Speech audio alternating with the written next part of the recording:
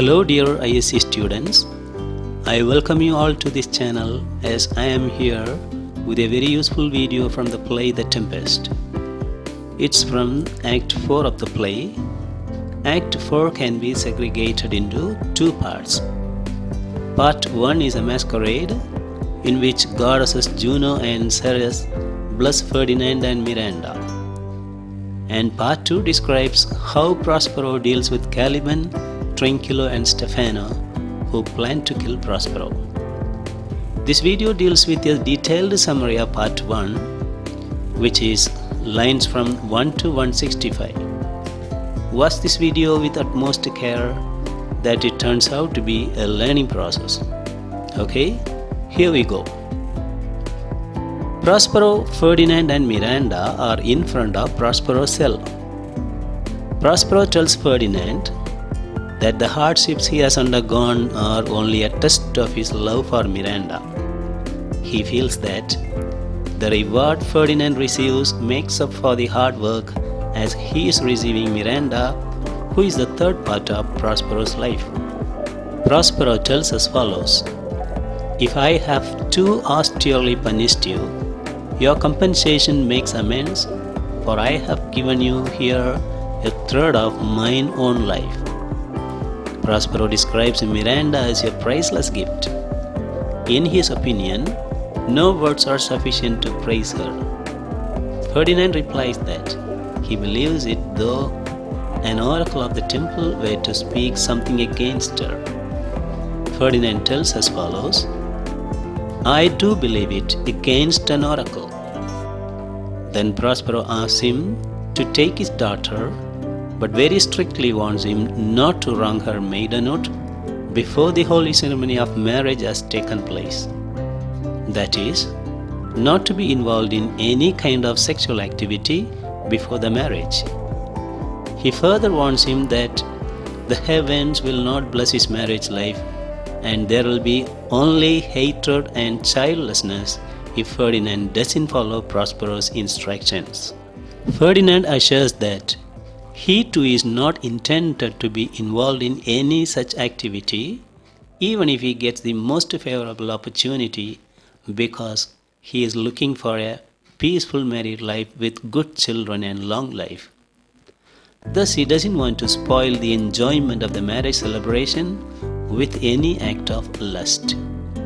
He tells as follows: "As I hope for quiet days, fairer issue and long life, with such love as it is now, the murkiest den, the most opportune place, the strongest suggestion our versed genius can, shall ever melt mine honor into lust, to take away the edge of the day celebration."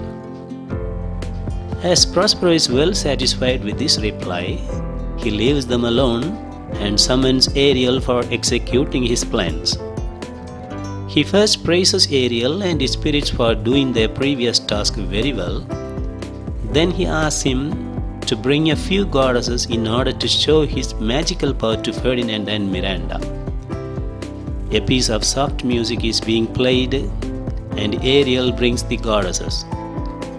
The first one to enter the place is Iris, the messenger of the chief goddesses Juno. Iris praises the goddess of the earth, Ceres, as a generous lady. Her living place is marked by rich fields of grains, grass-covered mountains, riverbanks with marsh marigold flowers, vineyards loaded with grapevines, and beaches with barren and hard rocks where she goes to enjoy fresh air.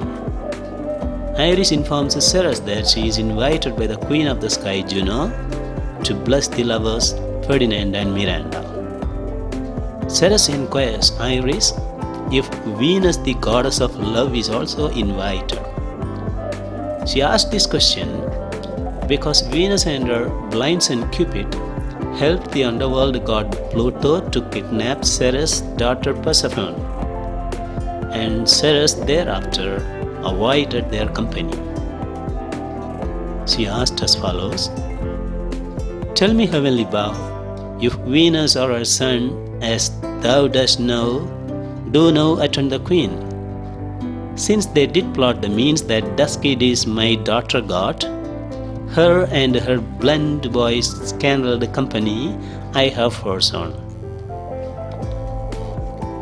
Iris informs Ceres that she met Venus as she was on her way to her father's house in Paphos. As their charm did not work on Miranda and Ferdinand, her irritated son broke his arrow and swore that he will shoot no more but play with sparrows like any other boy. Her wasp-headed son has broke his arrows, swears he will shoot no more but play with sparrows, and be a boy right out. Juno soon arrives and both Ceres and Juno bless the couple. Juno blesses them with honor, riches, blessed marriage, long life and increase of happiness. And Ceres blesses them with abundant crops, storehouses always filled with grains, vines with clusters of grapes, and the arrival of the spring season at the end of the harvest. And Juno and Ceres bless the couple as follows. Juno blesses us: honor, riches, marriage blessing, long continuance and increasing, all the joys be still upon you. Juno sings her blessings on you. Ceres blesses as follows: earth increase and poison plenty, barns and garners never empty, vines with clustering bunches growing, plants with goodly burden bowing. Spring come to you at the farthest, in the very end of harvest. Scarcity and want shall shun you, Ceres' blessing is on you. It is a most majestic vision for Ferdinand, and he expresses his wish to live there forever as Prospero makes the place a paradise with his wonders. Prospero asks them to be silent as Juno and Ceres whisper seriously. And Juno and Ceres now send Iris with another assignment. Iris invites the water maidens called Naiads to the green land to celebrate the true love of Ferdinand and Miranda. Iris also asks the reapers to leave their fields and join hands with the nymphs in a country dance. Iris invites the reapers as follows: you sunburnt sicklemen of August weary, come hither from the furrow and be merry. Make holiday, your rice straw hats put on, and these fresh nymphs encounter everyone in country footing. All of a sudden, Prospero becomes very angry and stops all celebration. He remembers the conspiracy of Caliban and his companions to take his life. Prospero asks Ferdinand not to be worried about it, but to be cheerful. He further observes that all the actors who have participated in the masquerade are spirits, and so they have disappeared. Prospero then explains one of the greatest truths of life.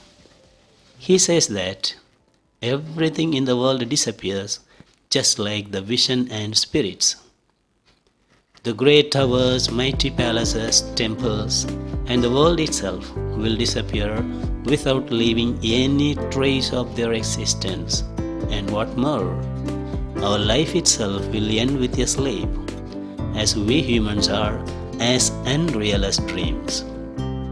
He tells as follows: and like the baseless fabric of this vision, the cloud-capped towers, the gorgeous palaces, the solemn temples, the great globe itself, all which it inherits, shall dissolve, and like this insubstantial pageant faded, leave not a wreck behind.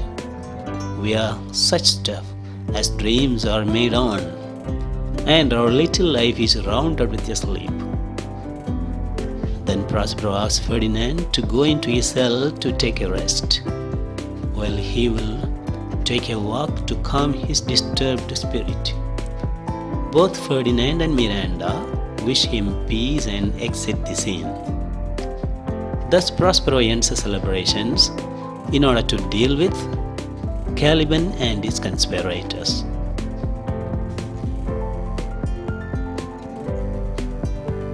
Dear students, watch this video repeatedly as it provides a detailed summary of Act 4 of The Tempest till lines 165. Continue to be with our channel to enrich your idea in The Tempest and other contents related to ISC English literature.